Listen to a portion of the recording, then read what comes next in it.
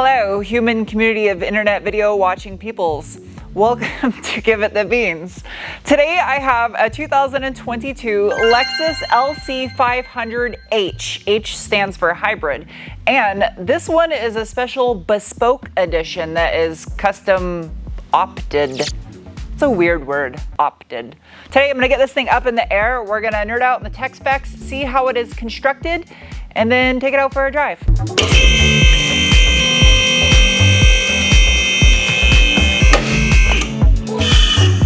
Wow, even the reverse light lens is pretty. Well, this is interesting. That is plastic. That is metal. It's like tin, stainless tin. And then it's not attached to the actual exhaust. That's detached. That's wild. There's just like this special piece of aero plastic trim underneath the tip. Look at the step up from the mid pipe into the muffler.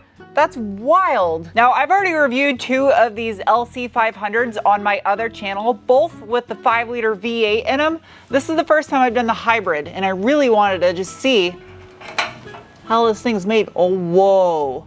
It's like 90mm piping going into the muffler. Oh, I bet you it's because that's the V8 muffler, maybe? Yeah, and these are only 50mm. You can see it says Toyota Sango. Fun fact about the LC500 hybrid version, it actually has a shorter final drive ratio in this Torsen LSD. The hybrid LC500 comes with a 3.13 final drive, whereas the V8 cars come with a 2.94. So you can actually switch the entire diff out between the two vehicles. And this one is the Torsen LSD as well. It's got a nice finned aluminum diff cover. It's got super beefy bushings up here on the rear subframe. Both the hybrid and non-hybrid version have a multi-link rear suspension, mostly made out of aluminum, the lower links and the upper. This rear brace actually is very similar to what you'll find on the SW20 MR2, although non-adjustable. Look how beefy all this stuff is though. The diameter, that's gotta be at least a 24mm bolt head right there. The body of the damper is actually a fairly large diameter as well, and these are adaptive dampening. You can see the little pack right here on the side. That rear anti-sway bar is really tucked up in there. I don't even know if I can yeah, I can get it. 23mm, that's huge. I think this is the most durable underbody cladding I've seen on a vehicle before. It's like a fiber plastic hybrid. I can't not open this. What is in here? Okay. If you've ever wondered what the underside of an LC500H looks like, well, now you know. I just like looking at it. On this one in particular, the hybrid model weighs 4,376 pounds, and it is equipped with a 3.6 amp hour 84 cell lithium ion battery pack. I'm always so impressed by Lexus's exhaust systems on their cars. This is all stainless steel, and it has those twin canister resonators that goes into an H pipe above this little cross member, and then again, all stainless all the way up to the cats after the transmission.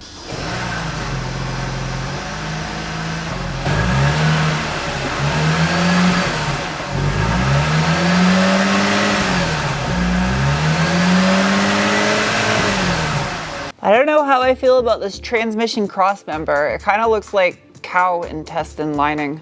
It's grossing me out. These are interesting little braces. There's 4 of them. Well, that's a genius idea. I wish more companies would do this on the pinch weld for jacking a car up. As far as the transmission goes, there's only one available with this LC500H, and that is the direct shift 10-speed auto. And I went into this transmission in depth on my other channel and explained how it works because it's actually super interesting.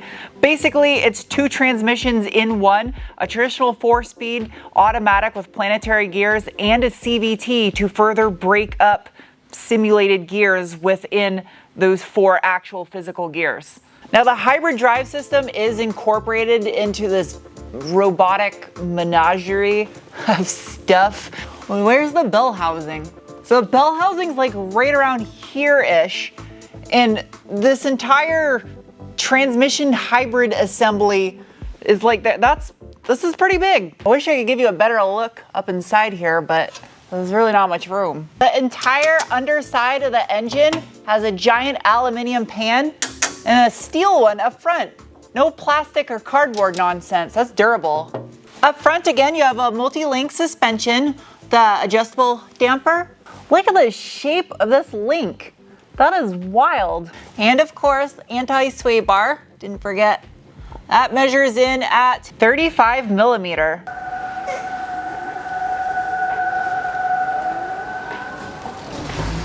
All right, time for the braking test.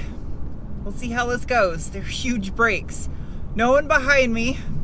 Ready? Yeah, that's good. Man, those are some awesome brakes. For this thing weighing as much as it does, that was impressive. This car is surprising me in the performance department. I didn't expect that. That braking was just accomplished thanks to these massive motherfuckers. These are probably like towards the top of the biggest brakes I've ever reviewed on a car before. They are a 400 millimeter or 15.7 inch front rotor with a 6-piston monoblock caliper. 2-piece rotor, might I add. They're steel, not carbon ceramic. Still nice though. The wheels, these are the optional 21 by 8.5 plus 25 millimeter offset, wrapped in a 245/40 21-inch Dunlop SP Sport Max 050 DSST CTT tire. It took me like 6 times to memorize all that in one sentence. Is it functional? Why, yes. Yes, it is. Out back, you get a 359 millimeter or 14.1 inch rotor with a set of 4-piston monoblock calipers. The wheel, it is staggered. You have a 21 by 9.5 in the rear, still a 25 millimeter positive offset though. And the tire, it is a 275/35 21-inch huge long tidal Dunlop. I thought these were plastic caps. That's actually bronze lug nuts. I love that. That is so nice. In the name of science, I am now going to give this thing a partial e-beam hybrid. Bolstering check. Good. Very good bolstering. These seats are so comfortable and they are so good looking. They are heated and ventilated, and the ventilation is powerful. I have it on high right now and it does a good job at blowing. All of the materials in here just feel high quality. Like, is that plastic or metal? Well, it's just really nice plastic. Dry carbon door sills, and then it's glossy carbon right where it says Lexus. The doors are made out of dry carbon also. It's a tiny little cup holder. The glove compartment on this thing is motorized. Listen. That's so cool. As far as drive modes go, first I have the EV mode, which you can select down here right next to the shifter, and that just puts it in full electric mode, but it only stays in full electric mode under certain conditions, and it's very quick to turn off and turn the gasoline engine back on. Then, just like a typical Lexus, I have the bull horns up here on the side of the gauge cluster. I have the one for snow and traction control off, which I shall put it in off now preemptively. And then I have the right bullhorn, which you can go from Eco, which I've kept it in most of the time just because I was trying to see what I could get for mileage out of this. Comfort, normal, or custom, which you can configure how you want. Sport S, Sport S Plus. Of course, the gauge cluster does move over like you have in other Lexus models and opens up another menu. I really like how it does that. Little robotic cluster. And there's some telemetry on the screen you can see there. You can monitor the electric system where the electricity flow is going. And then I also have a manual mode of some paddle shifters here on the steering wheel. Wow, those are real aluminum too. They're not plastic. I love that the little door lock illuminates green. Think that's metal? Well, that's plastic. Metal? Maybe? Plastic or metal? Oh, that's metal. So you can't exactly launch this thing. It gets angry at you if you press the brake and the gas at the same time. It has a warning comes up on the screen. So I'm gonna do it from a dead stop, see how it goes. Ready? Go. It's not bad. It's not bad.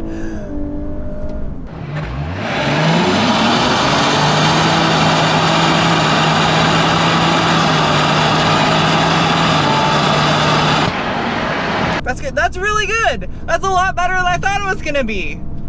Smooth. It's actually kind of quick.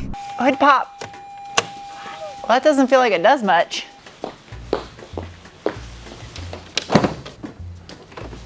Ooh, that's light. Geez, you think you got enough labels on the underside of this hood? Look at all of them. Watch your ties. Oh, wow, fancy. Underneath the hood of this 2022 Lexus LC500H is a whole bunch of stuff that adds up to numbers. So I have to dissect this and try to break it down. First up, the gasoline engine. It is a HGR FXS, which is a 3.5 liter all aluminum dual overhead cam port and direct fuel injected V6 that produces 295 horsepower at 6,600 RPM and 260 pound-feet of torque at 4,900 RPM. Now that's just the gasoline engine. Now this is a hybrid. So the hybrid drive system, which I kind of showed you earlier from up under the car when we were looking at the transmission, is a 44 kilowatt, 310 volt permanent magnet synchronous electric motor. That system on its own produces 177 horsepower and 221 pound-feet of torque at 0 RPM. Now, those numbers don't add up directly together to give you the total system output. The total system output is 354 horsepower. I would pull off the plastic engine cover for you to get a better look at things, but I don't think anyone really cares because this isn't the 5-liter V8. This 3.5 liter does give you a little bit more room in this engine bay than the 5 liter does. This is neat. Robot stuff over here, robot Twizzlers, orange. These strut towers that look like some kind of a star fruit, metal star fruit that'll break your teeth. Well, the V6 kind of sits dead center of the strut towers. So digging in a little bit deeper on this V6 itself, it has a 94 by 83 millimeter bore and stroke with a 13.0 to 1 compression ratio. Now I did say this does have both port and direct fuel injection, which Toyota calls D4S. And it has VVT-I, which is variable valve timing intelligent on both intake and exhaust. However, the intake side adds a W to that, which stands for, that's the sound of air whistling past the intake valve. Not everything I say has to make sense, all right? Geez, look at all these brake lines. That's wild. It would have been interesting to see this car with Lexus's new twin-turbo V6 hybrid drivetrain that's found in the LS500 and the new Tundra. I think that would have been a perfect fit for this car, but my guess is this thing's probably on its way out with something new replacing it soon.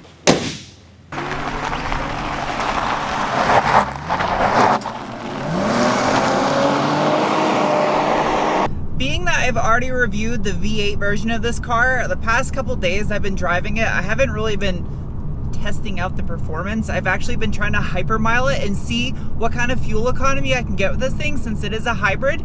And I actually was able to achieve over 30 miles per gallon average mixed driving, kind of 50-50 city highway. But now actually getting to take it out on a fun road and enjoy the car a bit, it's not slow. It's on paper, it's kind of not impressive when you look at the performance data, but it's not boring to drive. It is a good handling car despite its weight. The braking is phenomenal. It's tough to me to say anything good performance about the car though, because the V8 version is pretty on point, although it is technically a little slower than the RCF. But it doesn't matter. It's the way this car looks. You buy this car because it's a work of art. It's absolutely gorgeous and it's super comfy on long drives. This would be a great touring car to go on a road trip of some amazing driving roads with. The Bespoke Edition I feel adds an extra special element to it just because you can hand select the visual options on the car that you want or don't want, which is something that I wish they would do for all vehicles to allow you to really personalize your vehicle. Like, I want a carbon fiber roof, but I don't want the carbon fiber wing, or vice versa. This interior is called Manhattan Henge, and it's like papaya or pumpkin. It's super pretty, and the whole headliner is done in a matching suede Alcantara. It's got a somewhat usable trunk. I mean, my camera case isn't exactly small and it fits in there. There's not a single part of this interior that looks or feels cheap. So you're definitely getting your money's worth there. And honestly, considering how rare and special this car is going to be, I feel that even though the price is high compared to vehicles that outperform it, it's gonna be more special. For whatever reason, they did not sell that well, and I think it's just because the performance for the price was meh. But honestly, until you drive one, like, they don't make sense. And then when you drive one and you see it, just when you go to lock the doors and walk away from it, you're like, God, that's such a sexy car. That's even crazier. That is a dry carbon fiber trunk. It's amazing when you're just cruising at highway speeds how often this vehicle will completely shut off the engine and go into full EV mode. And that's how it saves on fuel so much. I was surprised Lexus didn't do a mid-cycle refresh of this car and put the new twin turbo V6 hybrid drivetrain in it, because I feel that would be perfectly matched to this car. And honestly, the performance would probably be on point with the V8 with that new drivetrain. Overall, my impression of the LC500H is I'm more impressed with it than I thought I was going to be. I initially went into this car review thinking that I wasn't really going to care for it because the V8 version exists and it was really good. But this drivetrain is not bad, and it actually will probably make sense for a lot of people that just buy a car like this to impress others but still want something that's economical and nice to drive.